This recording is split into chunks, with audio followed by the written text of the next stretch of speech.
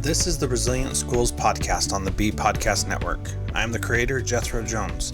In this podcast, we help schools become resilient, which means that they are able to adapt and overcome any situation that presents itself.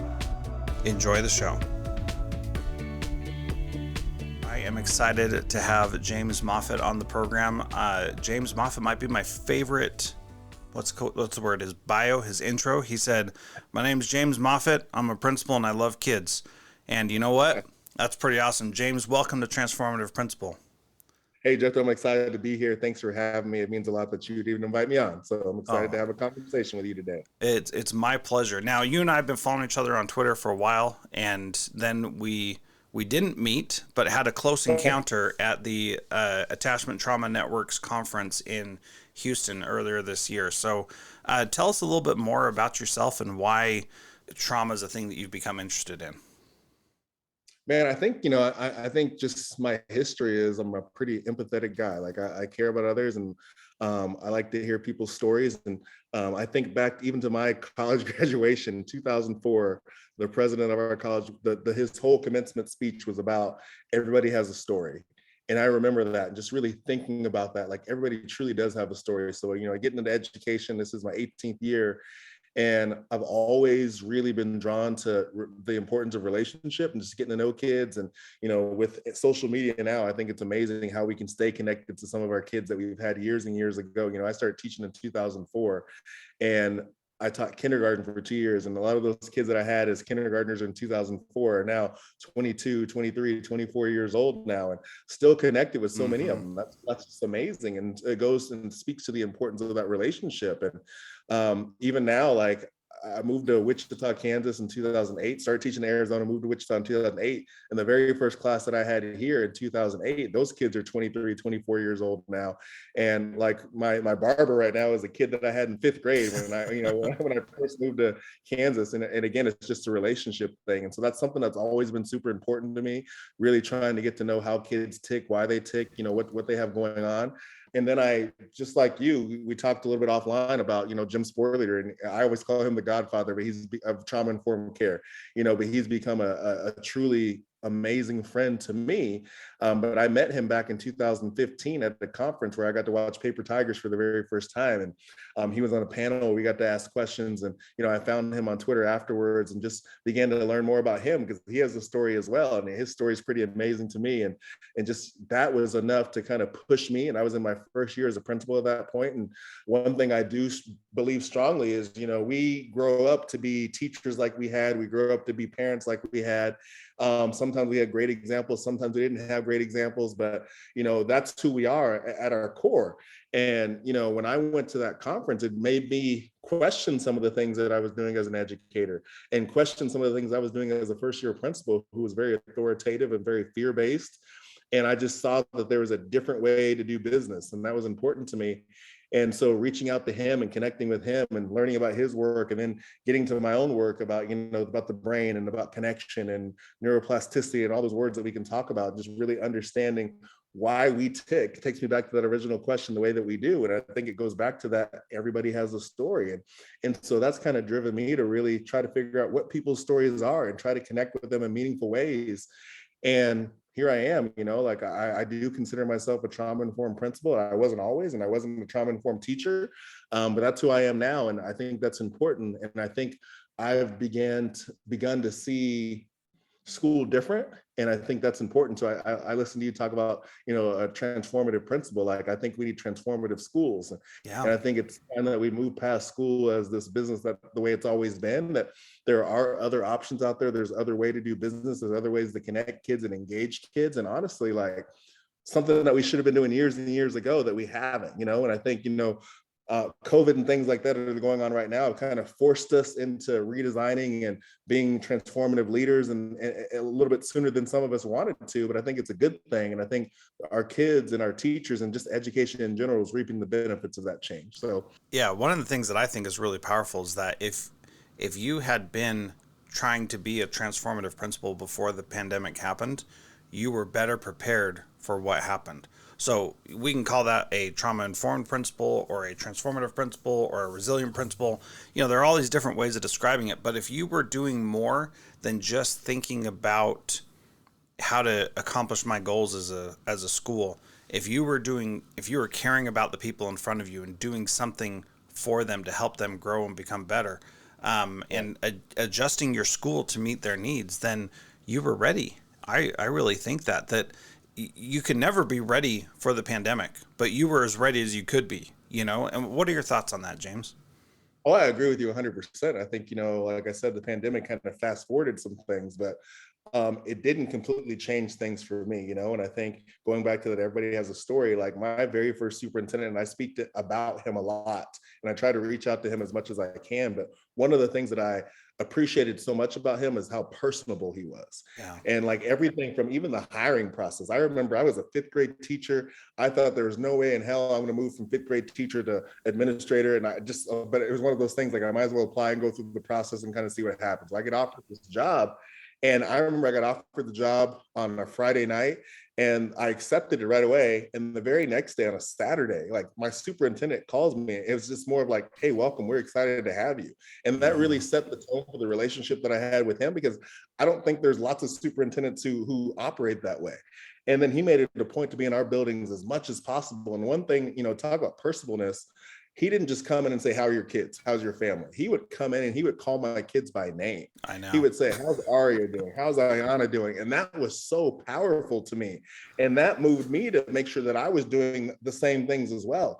And so when I was going in the classrooms and popping in to check on teachers, but also talking with kids, I was trying to gather as much information I could about who they were as people, so I could include that in our conversations. And, it wasn't a forced thing. It was like, I saw the value in what he did for me and I wanted to do that for other people. And I remember, like, even now on my calendar, every single Friday at 10 o'clock is the one time that I'm for sure closing my door. I usually have the door open or I'm not in there at all, right? Yeah. And so at 10 o'clock on Friday is the one time where I sit down and I think about the week and I try to write 4 appreciation cards out to staff members, just things that I saw, things that I witnessed, things that were meaningful and moving to me. I want to acknowledge them for those things. And I think back a couple of years ago, I had a teacher, and just through Facebook and social media, I knew her dog's name, I knew her kids' names, and I knew her husband's name. And so when I was writing that card to her, I made it a point to include those things that I knew about her to make her feel that connection that I felt. And so, you're right. Going back to your original question, like COVID was something that we couldn't ever be prepared for, but it didn't really change my leadership style much, because it really, again, reiterated the importance of relationship and connection is more important than anything else. Well, and I love that story about writing notes to people, thank you notes and things like that. One of the things that I've seen is that when you express gratitude, then or appreciation or care or concern, people remember it. And I've got a story similar to yours. My wife had a baby shortly after I joined a new school district, and my superintendent got on Facebook and just wrote her a message saying, congrats on your baby. It would have been fine if he would have said that to me, but he went out of his way to find who my wife was and find her on Facebook and then write a message on there. And from then on, my wife thinks that he is the best leader that has ever existed. And if there was ever, and there were some negative things in the news about him, as there are about every superintendent, and she lost her mind that people would even dare to think that this guy, who didn't have to say hello to the wife of a lowly peon in the district, but they actually did that, was really powerful and really made her feel like we mattered there. And it was really powerful. It's very simple, but so impactful. And I think the more we do this work, the more I feel like it parallels to the experiences that we want our kids to have, right? And so when we're talking with teachers, one of the things we often ask is, or we say is, your kids aren't going to remember that lesson you taught, but they're going to remember the experience. They're going to remember that you saw value in them, that you realized that they were unique and that they were special. And it's the same thing for teachers and even for us as leaders who are looking to our leaders. It's not always every task that was given to us or every even reprimand that we get. It's those memories and those special things that they saw in us, the uniqueness that they saw in us to make them want to or feel the desire to invest their time in us. Those are the things that we remember. And, when we talk about being trauma informed or transformative, like that's exactly what it is to me, because we know that people work for people that they care about, right? kids work for people that they know are invested in them, that they care about. And like, we're in a business, and I hate to use it that way, but we're in a business of kids, and we're in a business of loving kids and, shaping kids to be successful adults. And if we can surround ourselves or create or help to create a culture where people feel cared about and invested in, that trickles down to our kids, and that trickles up to us, and it trickles up to our leaders as well. So it's really what it all comes down to. Well, and this leads into one of the questions that I have for you, which you mentioned earlier that you were a very authoritarian principal in the beginning, and we think that the way we, and this is intentionally harsh, so bear with me for a minute, right? So Yeah. we think that kids who are struggling socioeconomically or who have had trauma or maybe have a rough home life, that they need structure, they need rules, they need expectations and all that kind of stuff. And that may be true, and those things may or may not help, and we mostly believe that they do. But the thing is that the thing that really connects kids to adults is when the adults show appropriate levels of love and care for those kids. And so instead of being like, I love you, so I'm going to be tough on you, it's I love you, and sometimes I need to be tough on you. So there's this big culture of compliance in education, and how do we balance the need for kids doing what they're supposed to and being compliant with caring about them, loving them, and giving them opportunities to make their own decisions, because that's actually how they're going to get better, is by making their own decisions. Yeah, and I think there's a correlation between everything that you just said. Like, there's this loving foundation, this relationship that has to start, and it starts on day one. And one of my biggest pet peeves, and if I could find my keychain, I would show it to you. But one of the things that all of our staff have on our keychains, it says two things. First, it says, if you wouldn't accept it from your supervisor, don't dish it out to a kid. I think that should be a big foundation of all the things that we do. And then the second part of it speaks to your point, is, our kids are owed respect on day one. And I'm one that it's a big pet peeve of mine to hear adults say that kid has to earn my respect. No, we work in public education. We get to work, we're choosing to work with kids every single day.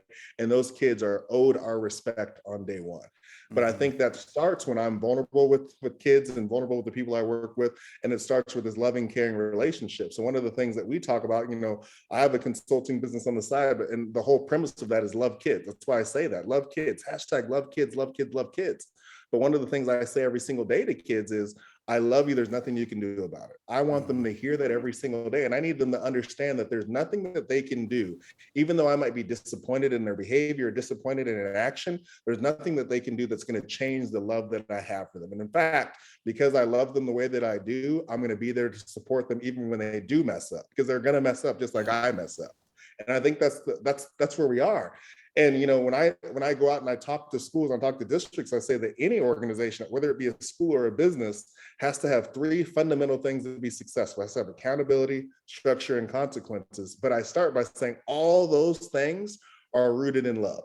Accountability without love isn't a good thing. Structure without love isn't a good thing. Consequence without love isn't a good thing. So that love and caring relationship, that compassion that you speak to, has to be the foundation of everything that we do. Before we move on, let's hear from our sponsors.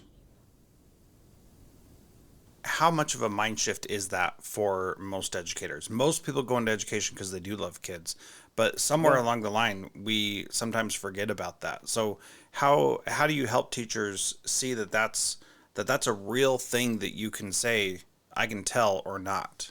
Yeah, I think you have to model it, but I think a lot of it goes back to, the reason it's such a mindset shift for so many people is because that's not what school was for them, right? Yeah. And I think for a long time as educators, we've set ourselves apart from our students, and we haven't allowed ourselves to be vulnerable. We haven't allowed ourselves to be just real with kids. We've tried so hard to be just professionals. And part of us as attempting to be professionals with our kids, we make every attempt to appear to be perfect with our kids, and we're not. And when you're that person who's making every attempt to be perfect, well, I'm not perfect. So if I'm with somebody who in their mind or puts out this appearance of being perfect, I shy away from that, because I don't want them in their perfectness to judge me in my imperfections, right? And so I think as educators, we have to let that veil down and just be real with kids. and be relational with kids. None of us like to be around people who are know-it-alls.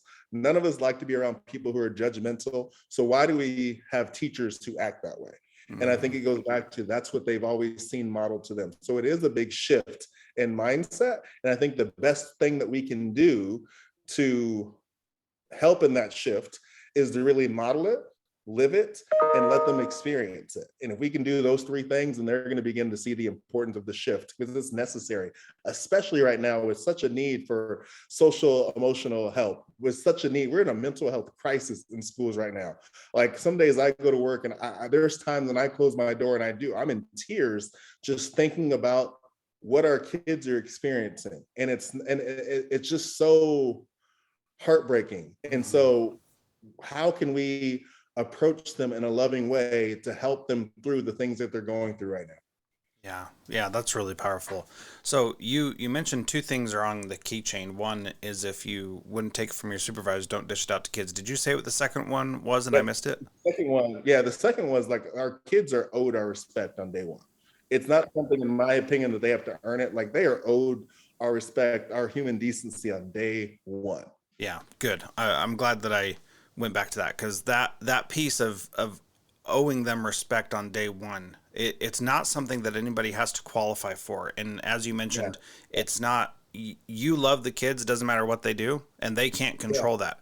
You can't control how I feel about you. I'm going to feel this way. And this is something that my wife and I have talked about a lot, especially lately with our kids, as they're becoming teenagers and starting to make other choices. They're going to do things that we don't agree with and that we haven't taught them to do. And they don't get to choose whether or not we love them. We love them, period, end of story. And so you can act in a certain way and it doesn't matter. I'm still going to love you. And which means, one, you can't do anything so bad that I won't love you. And two, you can't do anything to make me stop loving you. So if you're mad at me and you're trying to push away from me, it doesn't matter. I'm still going to love you. And those are going to be really hard because I do love you, but I'm still going to do it. And so that innate value of loving someone and respecting them on day one, how do you help people see that and cultivate that so that they actually believe it? Because I'd love to think that everybody does, but everybody doesn't believe that already. Yeah, and I think that's the unique thing. And the more I do this trauma-informed work, I'm moving in this direction. And how do I help schools? Teachers innately are very black and white. They want to see a structure to everything that they do. Like when this happens, this is the next thing. When this happens, this is what's next. And so why they have a difficult time with trauma-informed care is, in my opinion, trauma-informed care is living in the gray. Mm-hmm. Like we have to live in the gray. There is no if-then statements that are perfect and tied up in these pretty bows. It doesn't work like that. And so I have to be relational to get to know those students, to know this is what they're experiencing. This is what they're going through that's led to this point. And so my response to that behavior is taking into consideration everything that's going on, not to show pity or permissiveness, because I don't want to get mixed up in that. Like that's not, and I think some people get mixed up there. Like I'm not going to have a response because I have pity for them, or I'm not going to have a response because there's this permissiveness of me because I see the things that they're going through. No, it's taking into account the things that they're going through so I can help them work through it. And so I think until we can get teachers to feel that, and I don't mean that in a negative way, I mean feel that, you're black and white until it applies to you.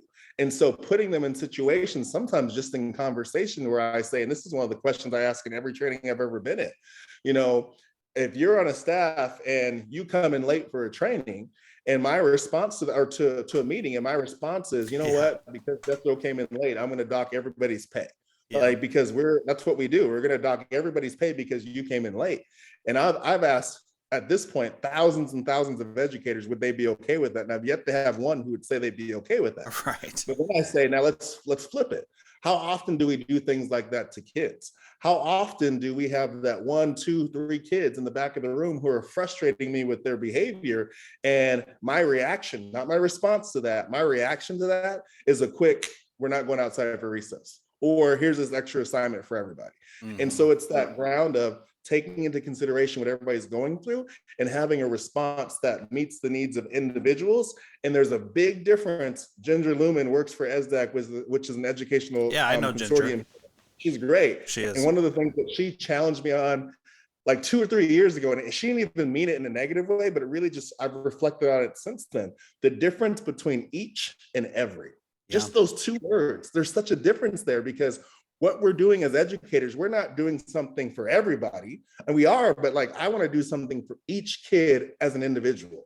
And it gets into that equity and fair equity and equal conversation. But like, what am I doing for each kid to have an impact? What am I doing for each kid to see them make growth? What am I doing for each kid so that I can have a lasting impact where they know that they're loved?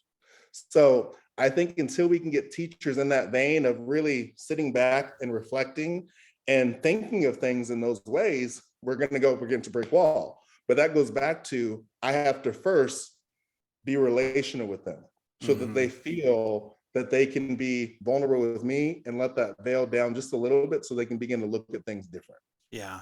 I love that question about how you treat people when they're tardy to a training or something. And Yeah. I had a teacher who was furious about her kids being late to class every day. And yet she would come late to faculty meeting every single day. And as much as I wanted to say, see, I didn't. Every time she came in, I just said, thanks for being here. I'm so glad you came. And that was it. And I said that sincerely from my heart, because that's what I truly felt.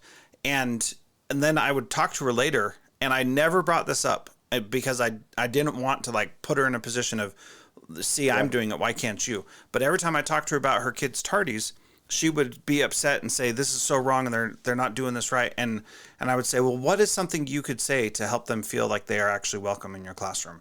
And she could never figure it out. She could never make that connection. And I don't have any hard feelings towards her about this, but I was modeling it, and I was saying it, and then I was helping coach her up to that, and she could never get to that point on her own. And that's okay.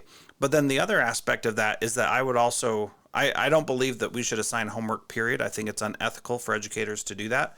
And the way I would explain that, like what you said, is I would say, how would you feel if you were at work all day and then I gave you additional work to do at home that you had to complete by the next time you saw me?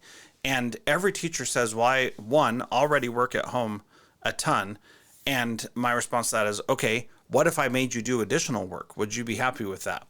No, I definitely would not be. And so I always told my teachers, you are free to assign homework if that's what you feel like you need to do. But if there's ever a argument or a fight with a parent about homework, I'm going to side with the parents, because that is how I believe that they shouldn't have to do homework, and it should be something that we just don't do. If we can't do it in school, then we shouldn't be asking them to do it at home. And that, once you take that approach and put them in that position of feeling what somebody else is feeling, then it's a lot easier. So gaining that empathy of what somebody else is going through, I think, is a really powerful strategy to do. I'm sorry, but one thing you talked about, and it sticks out to me, and it's something I need to get back to.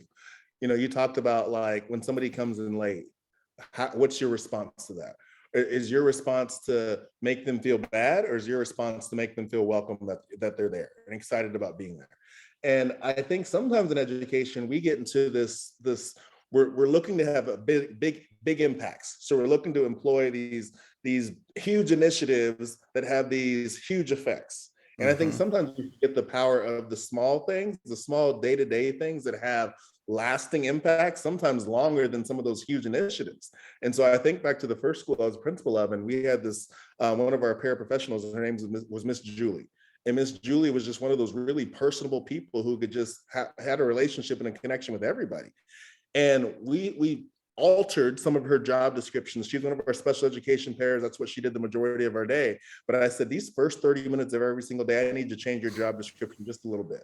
And I said, the only thing I want you to do the first 30 minutes of every single day is to go into the office, get the attendance report from the day before, see all the kids that are absent. And I want you to spend the first 30 minutes of your day going to find all those kids. And I just want you to welcome them back to school. Just say, I'm glad that you're back. And then so the more she did that, you know, that job adapted some, and she worked with one of our fifth grade classes, and they were writing these little welcome back notes. And so when she was going to meet with these kids, she said, I'm so glad you're back at school today. And she would give them the welcome note. And that was one of those things. It was a minor tweak to a schedule, but like of all the things that we make lots of decisions and as administrators every day, right? And every year, that was the one that had such a lasting impact, not only on kids, but also on parents as well. I still have parents who find me and say, man, my kid noticed that you noticed that they weren't there at school that day. And they noticed that you sent somebody to welcome them back to school. That was powerful for them. Yeah. And I think that's just another small tweak that shows love, compassion, and just that's what we need to be doing more of in schools. Yeah. Have you heard of the book, The Rabbit Effect? I've not heard of that one. I'll look it up though. Okay. So I put a link in the show notes for anybody who's listening. I'll tell you the really short version. Short version is they were trying to see what kinds of diet, what the impact of diet is on a body. And so they were using rabbits, and the person who was administering the food and stuff to the rabbits, she would give healthy food to some rabbits and unhealthy food to other rabbits.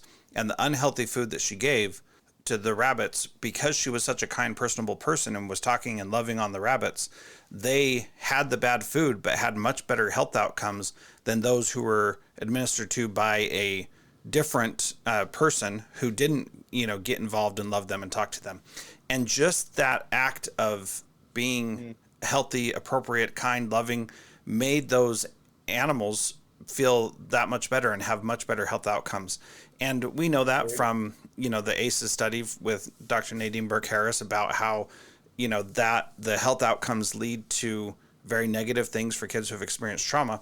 But the truth is also the same for those who experience love. And if you have those things in your school and in your classroom, then you're going to have those situations come up. Now, I did a really bad job explaining that whole thing, but the rabbit effect, go read the summary of it. You'll get a much better version of it than I gave. So the last question I'd like to ask you, James, is what is one thing that a principal can do this week to be a transformative principal like you? Okay, I'm going to give you two responses to that. Okay. The first one is I'm on spring break, so they can rest and they can recover and they can reset and just enjoy their week and try to unplug from school. Because I think as leaders, we need to do that as well. Yeah. And that's, for me, that's been a transformation for myself, because I remember going from working easily 100 hours a week when you first get your first principal job and you're trying to do all these things and you're trying to get these systems and all these things in place. To now where I try to be 40 to 50 hours a week. So that's the first thing. For the people who are on spring break, enjoy it. Yeah. I think the second thing is just put more focus and even greater hyper focus on the relationships you have in your building. And I think as leaders, sometimes we are so intentional about the relationships that we want our teachers to have with our kids, but I'm asking leaders to be more hypersensitive about the relationships they have with their staff. Mm-hmm. That's so important. So I think a challenge would be this week is to pick, and we all know we all have staff members who are more connected with and some that we're less connected with. That's just life, So I would challenge people to pick those maybe 2 or 3 that you don't have the connection that you would hope for, and be intentional with them this coming week and learn one thing new about each of those people on your staff that you can hopefully use to blossom that relationship and grow that relationship so it gets to be more of what you're hoping for. Yeah, I think those are great. And so people, if they want to follow you on Twitter, it's at James Moffett Jr.